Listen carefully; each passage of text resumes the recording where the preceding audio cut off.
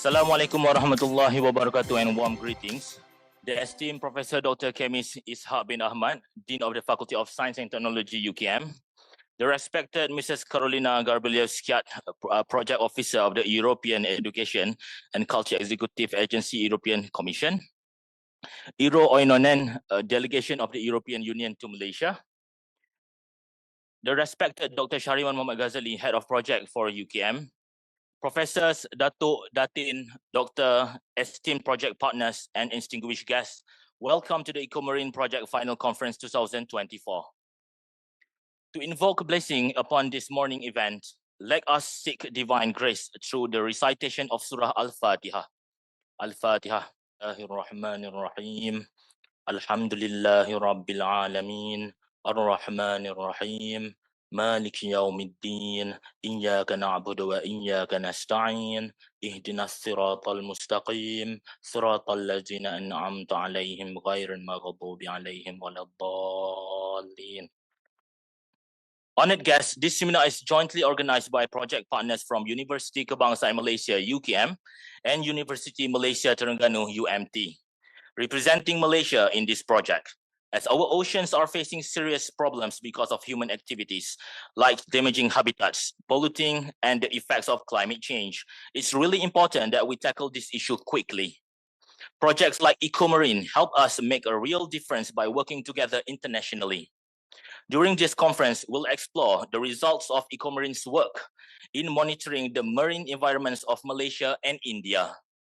We'll talk about new ways to map marine habitat, how to deal with microplastic pollution, and how to make the best use of blue carbon ecosystem in both countries.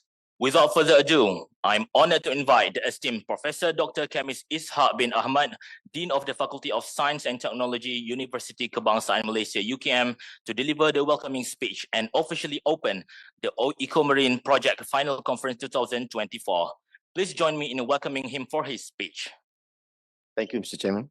Assalamualaikum warahmatullahi wabarakatuh. Good morning and welcome to our distinguished guests, Madam Carolina Garbiliev-Skiat, Project Officer of European Education and Culture Executive Agency, EACA, European Commission, Mr. Euro from EU Delegation to Malaysia, Professor Dr. Georges, Project Coordinator for Ecomarine Project, Professor Dr. Ahmad Ismail, Keynote Speaker and Chairman of Ecological Association of Malaysia, Dr.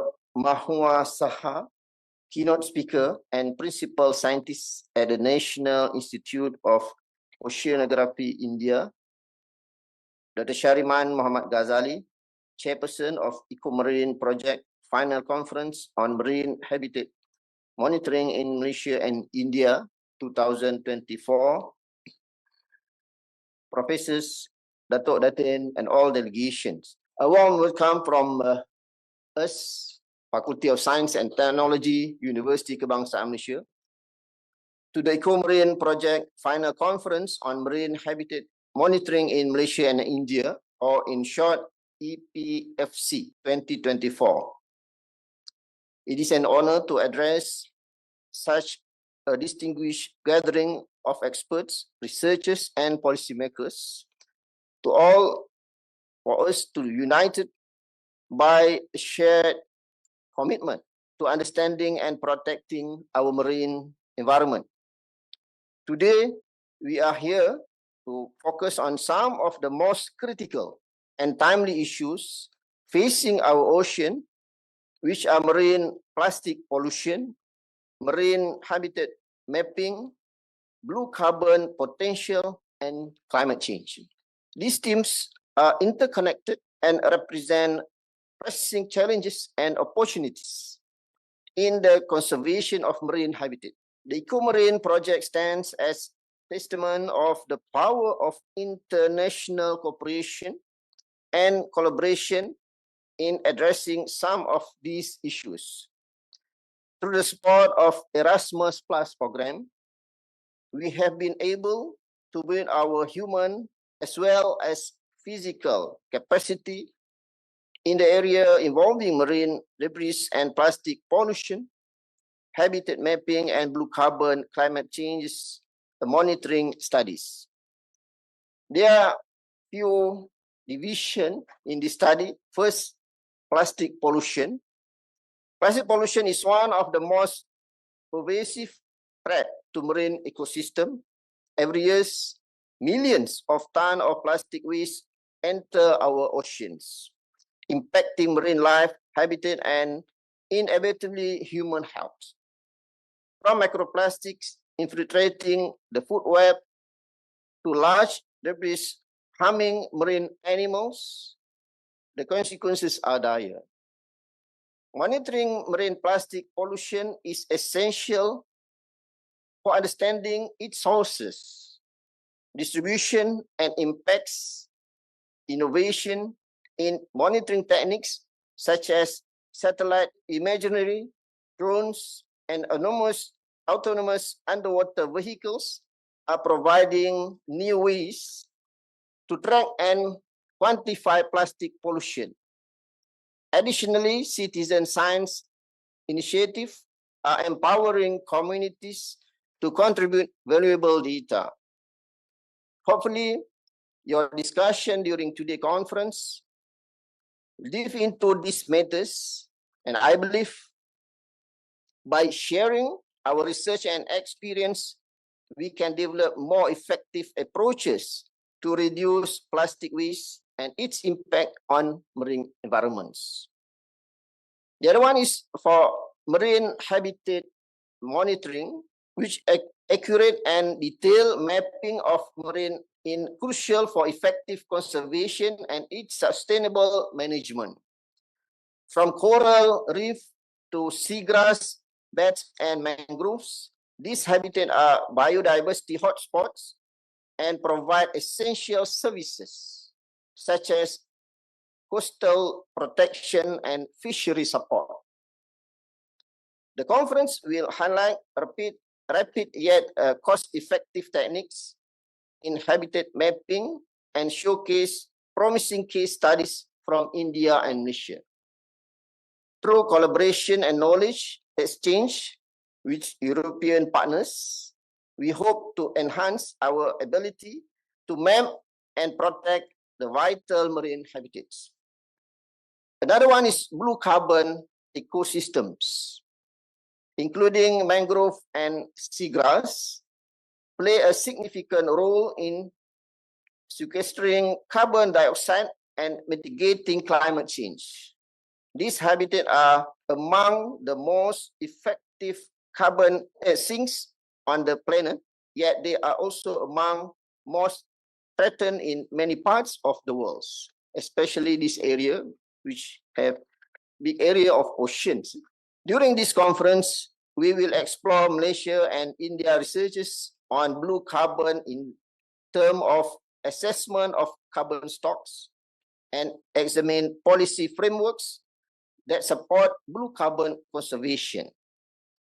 By integrating blue carbon strategies into broader climate action plans, we can enhance the resilience of both marine ecosystems and human communities. The last one is climate change, which is perhaps the greatest challenges in our time, with profound implication for marine environments. Rising sea temperature, ocean acidification, and sea level rise are already affecting marine species and habitats, leading to shift in biodiversity and ecosystem functions. This conference will provide a platform to discuss the latest finding on climate models, which will help in adaptive management strategies. By working together, we can build resilience in marine ecosystem and support their capacity to adapt to changing conditions. As we embark on this conference, let us remember that the challenges we face are complex and interconnected. However, through collaboration and partnership, we can make a meaningful impact. I would like to express my gratitude to all the individuals and institution partners involving Ecomarine project from Europe, the University of Cyprus, University of Oviedo, Archipelagos Institute of Marine Conservation, BK Con from India, Andhra University and University of Kerala, and finally from Malaysia, University Malaysia Terengganu, and today's host, University Kebangsaan Malaysia. So I believe these all institutions can continue the work, not only stop here during the conference. After the conference, we can also enhance our collaboration, explore more possibilities to do the research related to these programs. Your unwavering commitment to share knowledge and fostering constructive working relationship has been instrumental in driving the success of these projects. I especially like to extend the UKM deepest gratitude and appreciation to the European Union for the financial support via Erasmus Plus capacity building. Thank you very much. In higher education grant, which has enabled us to acquire essential instruments to be trained as well as to organize training and to host this conference. I also thank our keynote speakers, Prof. Ahmad Ismail and Dr. Mahwa Saha, and all our distinguished guests for your commitment and contribution to this conference, and especially our all organizers from the faculty and also from other institutes. Thank you so much. As we gather here, let us make the most of EPFC 2024 by constructively engaging in the Q&A sessions, exchange ideas, be open to new perspectives, and celebrate not only the achievement of the past, but also the opportunities that lie ahead. Finally, with Bismillahirrahmanirrahim, and without much further ado, it is now my great pleasure to declare the Ecomarine project final conference on marine habitat monitoring in Malaysia and India officially open. Thank you very much, and I wish you all productive conference. Thank you, Professor Issa Ishaq bin Ahmad, Dean of the Faculty of Science and Technology, UKM, for the insightful welcoming speech. So before we proceed, we have a special presentation. I would like to invite Dr. Shahriman to present a token of appreciation to Professor Dr. Ishaq Ahmad. Please join us. The program continues with an invitation to Mrs. Carolina Garbiliaskiat, Project Officer of the European Education and Culture Executive Agency, EACEA, to deliver her welcoming address on behalf of the European Commission. Please join me in welcoming for her speech. Ladies and gentlemen, distinguished guests, esteemed colleagues and partners, good morning. On behalf of European Education and Culture Agency of the European Commission, it's my immense pleasure to extend warm greetings to all of you on the occasion of the final conference of Ecomarine project. It's a great initiative funded by Capacity Building in Higher Education Action under Erasmus Plus program. Erasmus Plus program aims to infuse an international dimension into study, teaching, research, and policy making in higher education. And allow me to reintroduce myself. So I had the pleasure to be the contact person of this project, of your project at the agency, and to witness your project's successful implementation. Ecomarine project embodies the essence of the mission of capacity building in higher education action by fostering international cooperation and capacity building to enhance the higher education in partner countries in Malaysia and India, and to contribute to a better, more sustainable future for the generations to come. This project brought together universities and non-academic partners, first of all from Malaysia and from India. This is where the focus of this project lies. And of course, together with the EU partners from Cyprus, Spain, Greece, and Germany. And this project addresses one of the most pressing issues of our time, the preservation of marine ecosystems and the mitigation of the impacts of the climate change and plastic debris. In Malaysia and in India, but of course, this is the worldwide issue. And I'm deeply convinced that the success of Ecomarine project is a direct result of dedication and hard work of all the project partners. So today, while reflecting on the project achievements and celebrating them, it is also essential to look forward. As we all know, that successful project is if the project results live and are sustained and exploited beyond the project's lifetime and beyond the funding. So in closing, I would like to wish you a very productive and inspiring conference, and also to wish that this conference is not only the end of something, but also the initiation of the next stage in terms of cooperation, in terms of knowledge sharing, and striving towards a sustainable future for the generations to come. Thank you very much.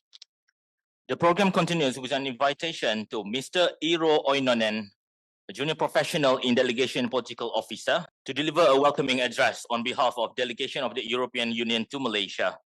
Please join me in welcoming him for his speech. Dear Professor Dr. Ishaq Ahmad, dear professors, friends, colleagues, it's a great pleasure to see you in such a group of people, and I can only reiterate my colleagues who have already spoken about the Erasmus and the strength about coming together and the need to protect our maritime ecosystems for the future ahead.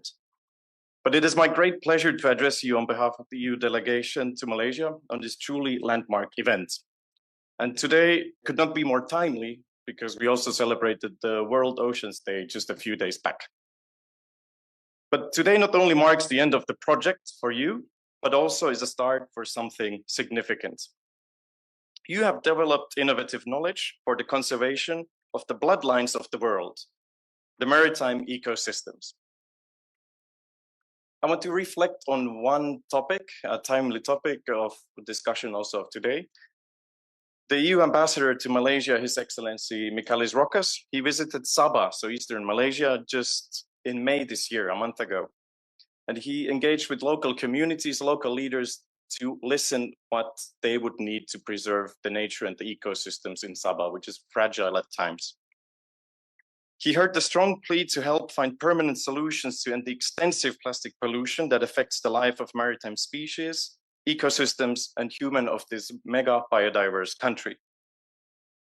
The EU certainly explores to support this endeavor. The Ecomarine project is an example of this, and so is the fish bomb-free and plastic-free initiative in Samporna Islands in Sabah that the EU has supported in the last years with concrete effects and results.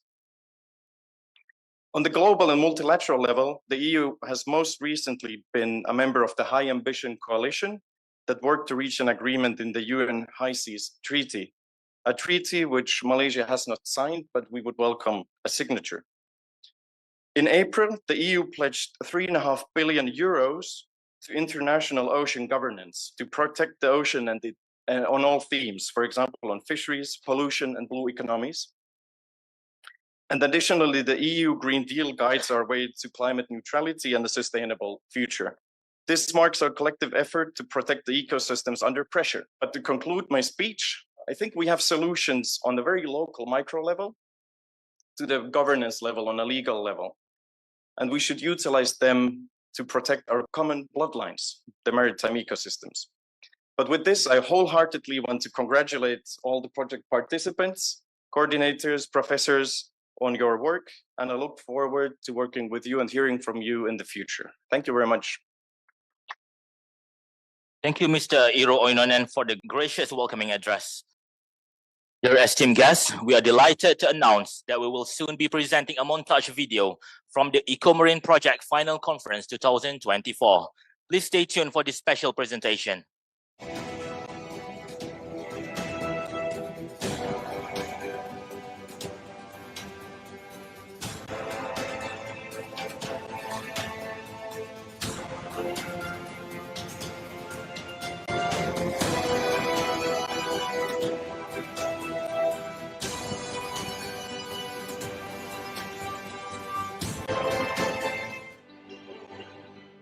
I am Shahriman. Welcome to UKM's Ecomarine Marine Monitoring Lab. Marine Ecosystem Research Center in Mersing, Johor, which is on the east coast of Peninsular Malaysia, facing the South China Sea. The Ecomarine project has helped UKM, particularly a group of marine scientists from the Faculty of Science and Technology. With experience from these trainings, our project members in return trained staff members and students at UKM. Soon, the training will extend beyond UKM. Truly beneficial and fruitful partnership where the final outcome will be a brighter future for marine habitats in Malaysia and all over the world, inshallah. I would like to express our heartfelt gratitude to the European Commission for the funding which has helped us build up our capacity in terms of doing marine research, as well as providing us the opportunity to expand our network.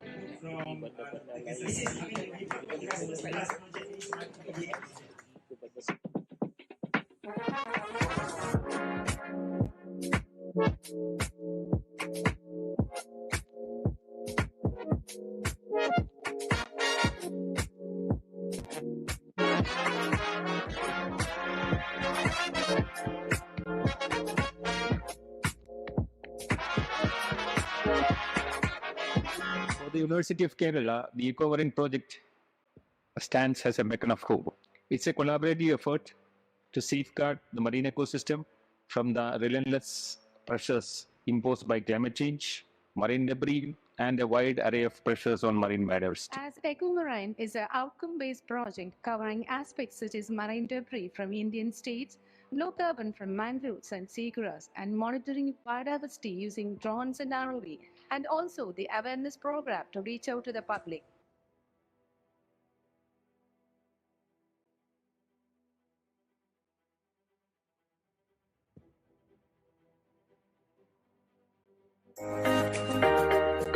In short, we call it as MML. This has got every equipment which is used to monitor the marine environment and also to detect the marine plastics in the marine in the water, sediment, and also biota. And for the project, this is Miss Geeta and also Mr. Chandrasekhar. Both of them are working as research scholars in this project. Thank you.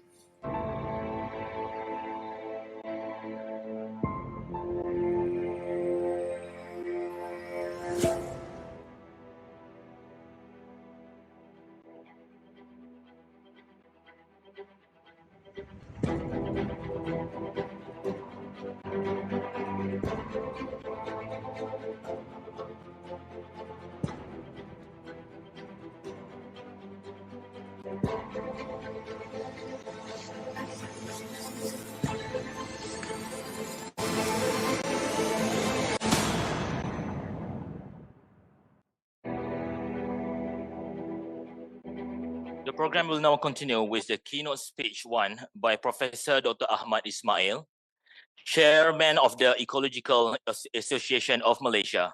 Prior to that, allow me to present the biography of Professor Dr. Ahmad bin Ismail. Prof. Dr. Ahmad Ismail previously served in the Department of Biology, Faculty of Science at University Putra Malaysia, UPM, specializing in wildlife ecology and ecotoxicology. He is actively involved in numerous NGOs and currently serves as the chairman of the Ecological Association of Malaysia. He was also the president of Malaysian Nature Society, MNS, the oldest nature-based society in Malaysia from 2018 to 2022.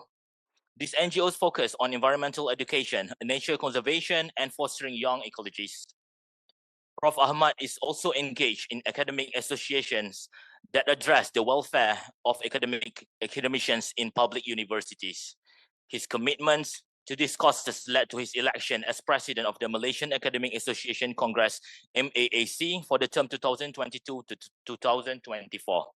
Throughout his career, Prof. Ahmad has collaborated with various government departments, NGOs, and the corporate sector.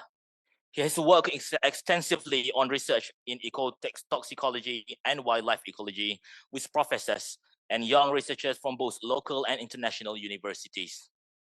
This collaboration includes institutions such as the University of Tokyo, Kyoto University, Kagoshima University, Ehime University, the University of California, Davis, and the University of Sheffield. The event now invites Prof. Dr. Ahmad bin Ismail to deliver his keynote address. Please join me in welcoming him to the stage. Thank you, Shafiq. I don't know where you're very good in compiling information about me. I'm retired already. So when I retire, I'm busy with other things. Because I believe what we have done for 30, 40 years in the university, we should give to the community, right? At the local or at national level or at the international level. So this is something important. And today I'm very happy. Thank you, Dr. Masni. Where are you? Shariman. Thank you for inviting me. I think this is very good. It's hot topic. Congratulations to the Secretariat. Looking forward. We have been discussing about plastic issue for many years, over 10 years at international level, and welcome foreign partners because this is international issues. We should work together and solve the problem. Hopefully, the Ch.M. I just informed your Vice Chancellor.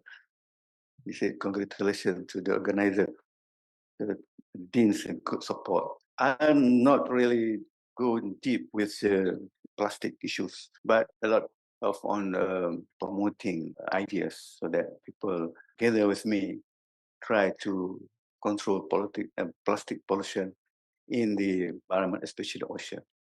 I involved in marine science, not in offshore, but in the coastal area because I'm not good swimmer to the offshore. I worked with heavy metals before and other chemicals and promoting plastic pollution. Okay, now this is very good event now because many news, national and international, talking about Malaysia top rank in consuming microplastic. Last time we are number 8, number 1 China. Now India take over, right? Followed by Philippines and Malaysia number 3. We have been talking this many years. But why this thing continue? I try to answer not because of Malaysia, but because of the water and the current. So just to play safe, and we need to study more in the important Strait of Malacca and South China Sea, and the most important in Sabah, where we have a CTI, Coral Triangle Initiative in that area. So Malaysia has been discussed lately. This is a few days ago, maybe last month. Some of the articles highlighted in the news that Malaysia is more plastic than other countries, and they put some data, some extreme picture. This is maybe after rainy season, Kuala Lumpur, and they show Malaysia is not bad in terms of plastic pollutant in food, in the air. That is the most important, in the air. So we cannot run away. I'm so scared after I read through this. And I said last 10 years, I failed to please tell the government, bring people together to help in plastic pollution. Then over 10 years is very long. It was discussed in the United Nations and many people agree, the whole world agree to fight or ending plastic in the ocean. So this is very important. Of course, 2018, I tried to, nobody read this article. You know? It came out in English newspaper and Malay newspaper, but thanks to EU to join and support this. I talked to Mr. Rokas also in few meetings on these plastic issues. Very supportive and concerned and need to work together so that because your problem in Europe is not your problem, it's our problem too when they go to the air. Then this is a recent review, January 2004, on the exposure to plastics, very scary. You can see everywhere in our body. This is we need to do, not just to inform now, it's not at the stage of informing issues. We have to solve that problem, which is, I don't know how to solve this problem because it's very extreme already. After COVID, very lucky, I was in the hospital at that time to see a lot of plastic in the hospital. So I said, where do you throw this plastic? They go to general bin, except the clinical waste. The rest all go to general bin, and where it goes? To the landfill site. Some, how they manage a landfill site is a big question mark. Now, this is very important. And maybe in Kuala Lumpur or this area, they have a very good systematic landfill site management. But how about in other locality? So that's why we can see a lot of plastic. Right? Tsunami in Japan have shown us that plastic travel a whole Pacific area. So this is something that is very serious. And for men, I don't know, still I have to look into this microplastic found in human testicle. So this is something that we need to look at seriously for the young people. Right? Where are they from? This is we need to understand. When people see this result, where are they from? We have to reduce, to stop if we can. Otherwise, we have to be in there. I discussed with our expert, University Technology, Prof. Ozi. We have got a membrane study, but maybe you can do at a drinking water level, but not other things. And this one came out, a lot of cars on the road. And we have been discussed this long time ago. When we talk about heavy metal, zinc, copper, cadmium, we already, I think 40 years ago, we already mentioned these small particles, dust. We don't, at that time, we don't mention the plastic, dust, See, in India, we are fighting with during Diwali, people play a lot of things. We don't look at the plastic inside there. We look at the chemical, the dust. But now people start talking about it, how to solve problems. This is how they break down. I think I don't have to explain biological activities, physical activities, and go to nanoparticles. When I first thought about this plastic, we talk about plastic bag, from head to toe, right? From the morning till night before we sleep. Then I found this microbead. Ladies use a lot.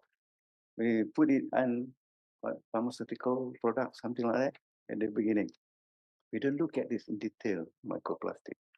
But now we have to go beyond, right? With the collaboration international, we have to go beyond. And this is a personal care product and pharmaceutical. So this is something very used a lot. We throw it a lot. It's in the environment. At that time, we talk. I mean, my involvement in this on the endocrine disruptor, but we don't talk about plastic.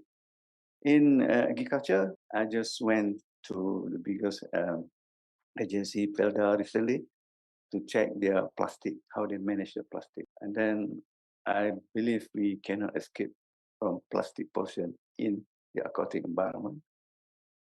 We must take quick action, right, before someone or something happen to our oil palm industry. So the concern about plastic pollution is already there. The whole world talking about that. But microplastic is still in the environment. Who took action? And this is a big question. Scientists working in the laboratory, I mean, when they go to collect sample, still in the laboratory. But we need to look beyond that. The beach cleaning campaign, they do once a year, once a month. I said to them, we have to do it twice a day, because tight, right? Twice a day. Who want to do it? And another thing, they're doing it as just a ceremonial, clapping hands and eating, and then throw the dish again and collect it again and continue. So the awareness is not there. The knowledge is not there. So I'm very lucky when I was the president of Malaysian Nature Society, promoting from less than 20 to over 500 schools with me. Now we are very active doing collecting rubbish. But it's there, just awareness, and maybe students come and go, and still not solve the problem. We have to have admissions now on rules and regulations. We have to expand more. So sad. I think it's very scary if we tell people now we eat plastic, we drink plastic, we breathe in plastic. So where it goes, then we blame vaccine. You see, so understanding knowledge, of course, survey we need. And say, for example, they go to babies. Everybody love babies. When I did my PhD, talking to business people, what are you doing? Say on environment, maybe not interesting. You want to be rich, you want to be good, you work with ladies. You know, ladies, baby, and husband. So these three is a very good combination. So when you talk about breast milk, about placenta, about testes, about what happened to the baby when they are growing, this attract all the attention, right? So that we will need their support. Number one, manage the plastic, right? This is very sad, very sad, because maybe they don't understand, they don't see, they're not aware. So I used to work with this, very lucky, collaborating with Japanese team since over 20 years. We one of the group working on these endocrine disruptors at that time. And we've tried to study on those chemical in those endocrine disruptors, how they transfer in the ocean, in the coastal environment, because we catch fish and so on, and aquaculture. And the ideas come working with a plastic pellet. So Professor Takada in Tokyo University of Culture and Technology tried to work this, and he formed this team called Global Watch Program.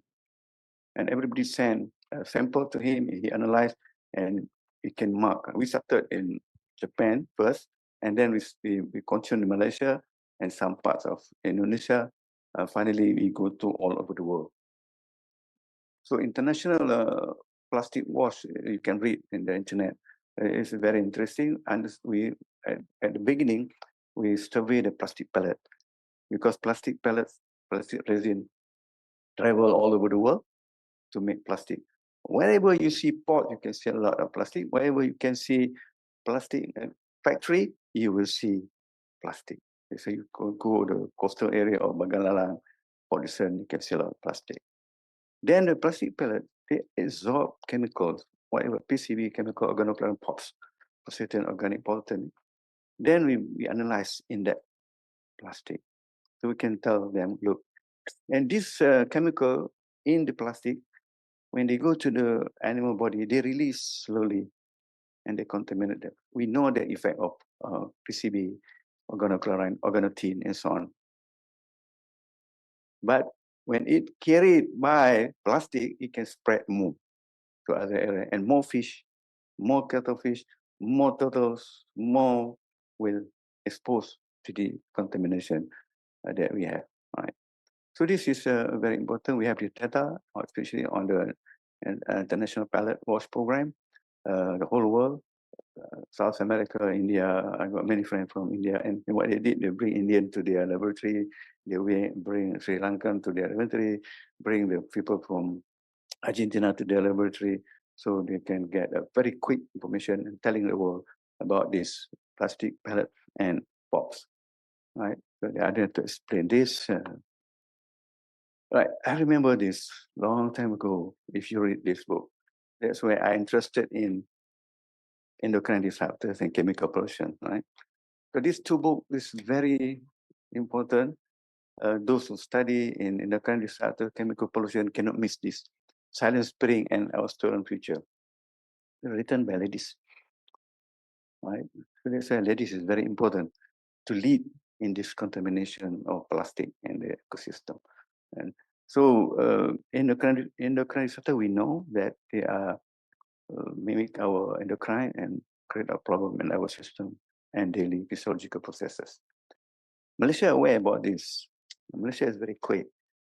They agree with all international agreement.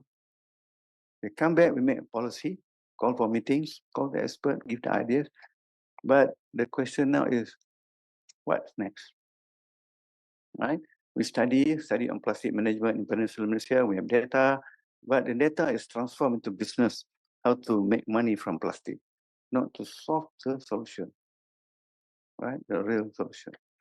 Then we also launch this Malaysian roadmap towards zero single-use plastic, 2018-2030. And then COVID came. We are slipping, right? So I'm very doubt that we can see how we can achieve in 2030. Anyway, we put in our mind how to reduce microplastic. Simple, we campaign 3R, reduce long time ago, recycle and so on. But only how many percent we recycle, how many people are doing it at home, right? So at first we put because a lot of sales, selling clothes, and a lot of them are plastic, right? They contain a lot of plastic.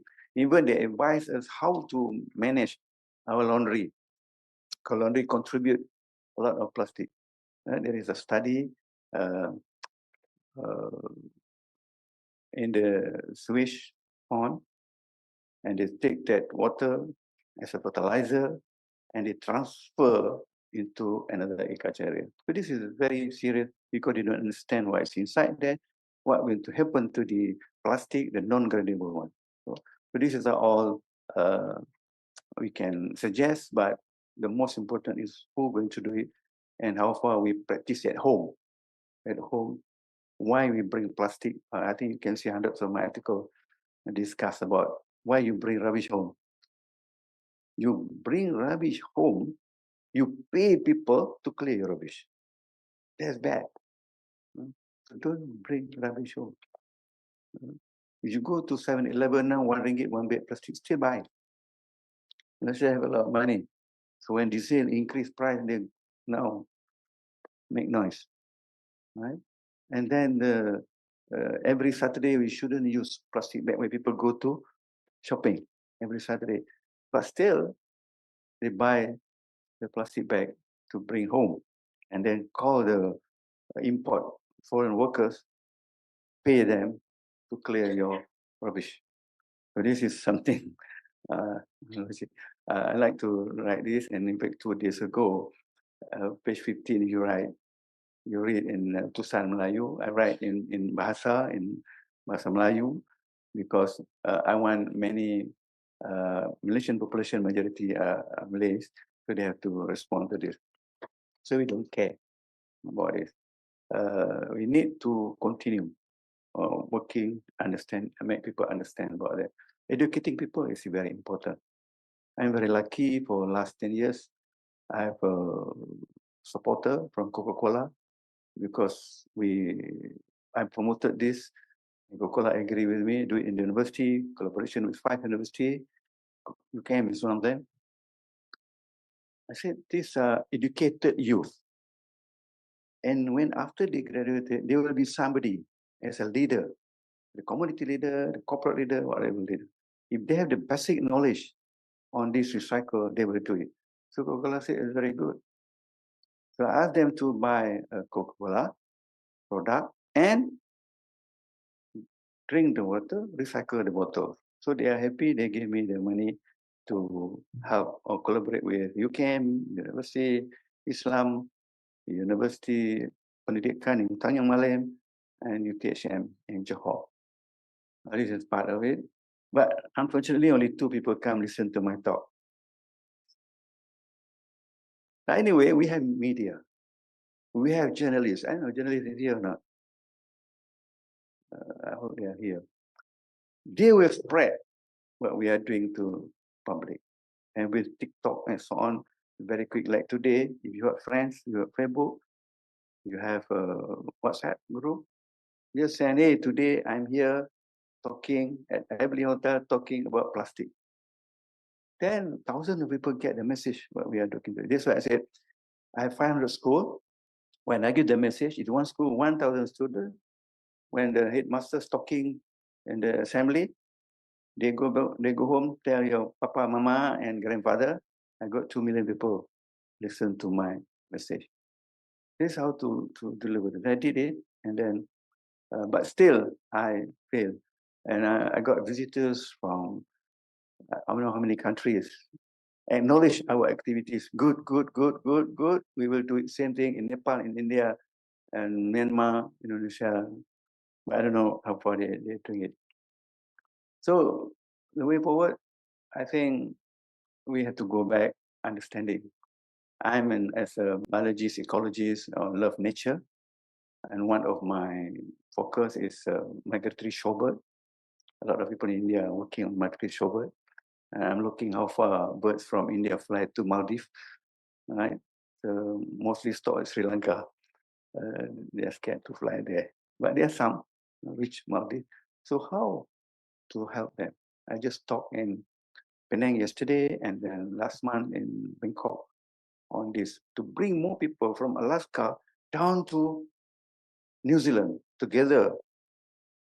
Same step to solve these issues: plastic, migratory bird, benthic organism, plankton, fish, fishermen, and us. Right. So this is it. This is research. We need to do it in advance to develop the technology, how to solve this material in the tire so that they don't fly. Maybe we can teach people not to brake too much, for example, because brake pad also is contain that, right?